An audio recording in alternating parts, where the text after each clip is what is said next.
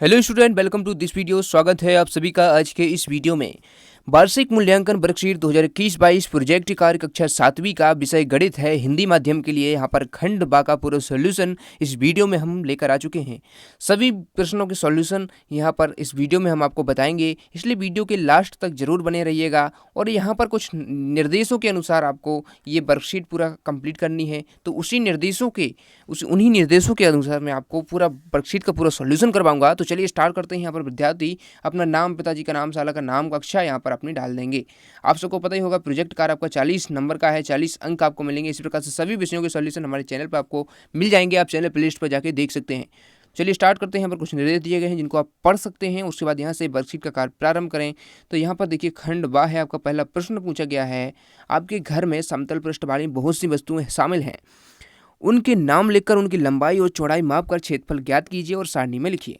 यहाँ पर आपको करना क्या है, जो भी आपके घर में आसपास जो भी वस्तुएं हैं उनकी आपको लंबाई लिखनी है, चौड़ाई लिखनी है। उसके बाद लंबाई और चौड़ाई का गुणा कर देंगे तो क्षेत्रफल निकल आता है। तो इस प्रकार से आपको करना है। तो देखिए सबसे पहले देखिए मेज, यहाँ पर वस्तु का यहाँ पर उदाहरण के लिए लिखी हुई है। मेज लिखी हुई है, पुस्तक लिखी हुई है, मोबाइल, माचिस की डिब्बी।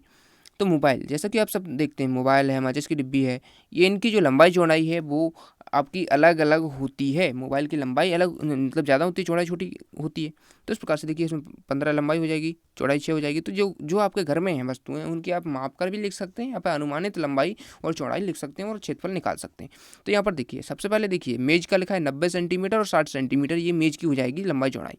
अब देखिए इन दोनों का गुणा कर देंगे 90 और 60 का, तो 5400 वर्ग सेंटीमीटर जो है इसका क्षेत्रफल आ जाएगा। क्योंकि क्षेत्रफल क्या होता है, लंबाई गुणा चौड़ाई होता है। आयत का क्षेत्रफल है, चूंकि आयत क्या होता है, जिसकी लंबाई चौड़ाई अलग अलग होती है लेकिन आमने सामने की भुजाएं बराबर होती हैं। ठीक है, तो देखिए आयत इस प्रकार से होता है, देखिए इस प्रकार से। तो इसका क्षेत्रफल हो जाएगा लंबाई, ये लंबाई गुणा चौड़ाई। तो लंबाई और चौड़ाई का जब हम गुणा कर देंगे तो ये हमें क्षेत्रफल निकल आता है। जैसे इसकी 90 है लंबाई और 60 है चौड़ाई, तो 90 और 60 का गुणा करेंगे तो 5400 आ जाएगा। इसी प्रकार से सभी वस्तुओं के, ठीक है। यहाँ पर माचिस की डिब्बी का 5 गुणे 2 हो जाएगा, 10 हो जाएगा, 15 छक्के 90 हो जाएगा, 30 गुणे 20 600 हो जाएगा। तो इस प्रकार से सभी वस्तुओं के आपको लिखना है। देखिए 5 में दरवाजा का लिखा हुआ है, 150 सेंटीमीटर लंबाई है, चौड़ाई है 90। तो यहाँ पर सभी वस्तुओं के इसी प्रकार से आप भर सकते हैं, जो भी आपके घर में वस्तुएं हैं। और इसको भी आप लिख सकते हैं, जनरली यही वस्तुएं होती हैं घर में, 10 तक लिख सकते हैं। तो इसको लिखने के बाद देखिए साथ में यहाँ पर इसका आपको इन दोनों को गुणा करेंगे तो आपसे ये भी बन जाएगा। ठीक है, तो ये आपका कंप्लीट हुआ। यहाँ तक भरने के बाद यहाँ पर देखिए उपयुक्त सारणी के आधार पर प्रश्नों के उत्तर दीजिए। उपयुक्त जो सारणी ही आपने भर ली है आप, और उस सारणी में से कुछ क्वेश्चन यहाँ पर पूछे गए हैं, उनके आपको आंसर देना है। जैसे किसी वस्तु का क्षेत्रफल सबसे अधिक है, उस वस्तु का नाम लिखिए। जैसे कौन सी वस्तु है, तो देखिए आप यहाँ पर देखेंगे इस क्षेत्रफल में आप देखते हैं यहाँ पर इसका 1800 है, खिड़की का 1800 है, कॉपी का 300 है, इसका 8100 है।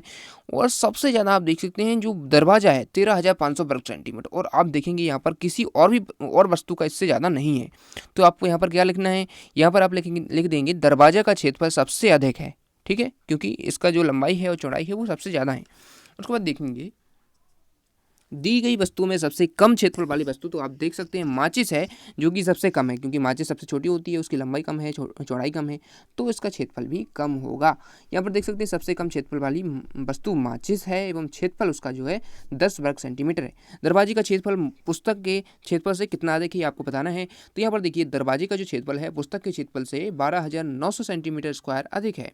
क्योंकि देखिए जो दरवाजा है और जो आपकी पुस्तक है, उन दोनों का क्षेत्रफल है, उसका आप अंतर निकालेंगे। अंतर यानी कि जो बड़ा है उसमें से छोटे को घटा देंगे तो आपको पता लग जाएगा। क्योंकि दरवाजे का सबसे ज़्यादा है, 13,500 के लगभग है, उसमें से जो पुस्तक का क्षेत्रफल है, देखिए यहाँ पर देख सकते हैं आप 13,500 है दरवाजे का।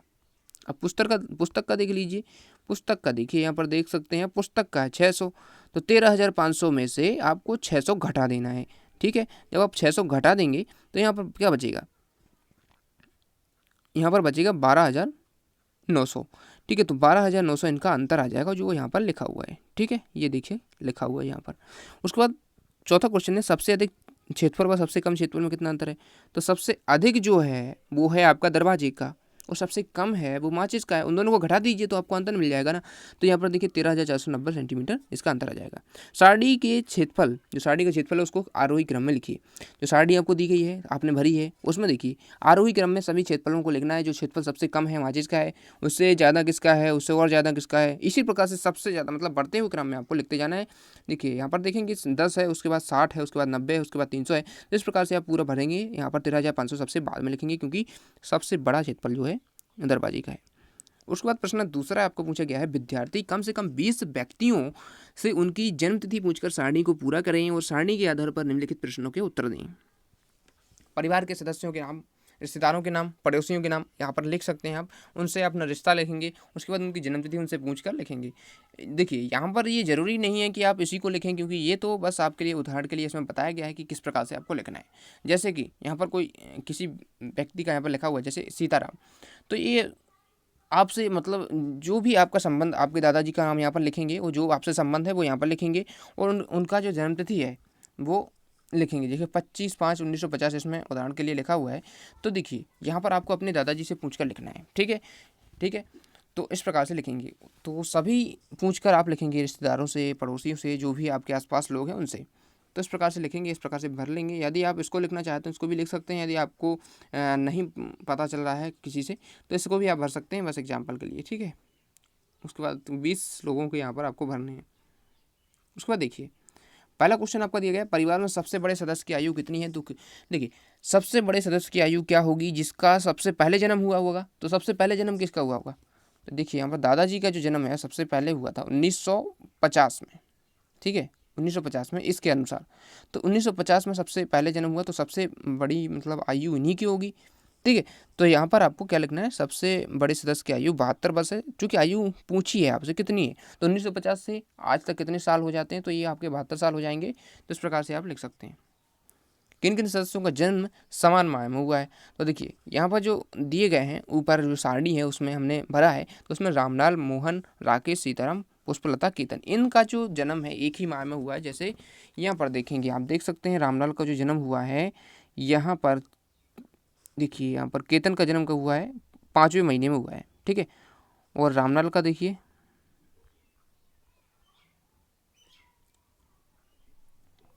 ठीक है, तो यहाँ पर आपको ये बताना है कि यहाँ पर देखिए इनका सीताराम, इनका भी देखिए 5वें महीने में हुआ। तो ऐसे आपको बताना है कि किस किस का एक ही माह में हुआ है। ठीक है, तो इस प्रकार से आप भर सकते हैं।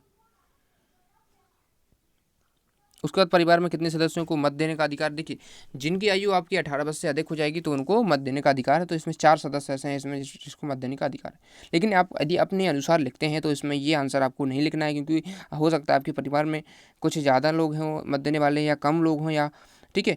तो इस प्रकार से आपको भरना है इसको, बस उदाहरण के लिए इसमें आपको बताया गया है ताकि आप अपने अनुसार भर सकें।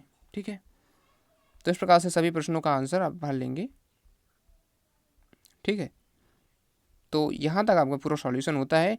सभी सदस्यों की आयु के बढ़ते क्रम में लिखें। तो देखिए आपको सबसे कम जिसकी आयु है, उससे ज़्यादा जिसकी आयु है, और उससे भी ज़्यादा, तो इस प्रकार से आपको लिखना है। ठीक है, तो ये आप स्वयं लिख सकते हैं। Thanks for watching. वीडियो पसंद आए तो वीडियो को लाइक कर दीजिए, चैनल पर नए तो सब्सक्राइब कर लीजिए, और इसी प्रकार से सभी वर्कशीट के सॉल्यूशन आपको देखने हैं तो चैनल प्लेलिस्ट पर आप जाइए, वहाँ पर सभी विषयों के सॉल्यूशन आपको मिल जाएंगे। मिलते हैं एक और नए वीडियो में।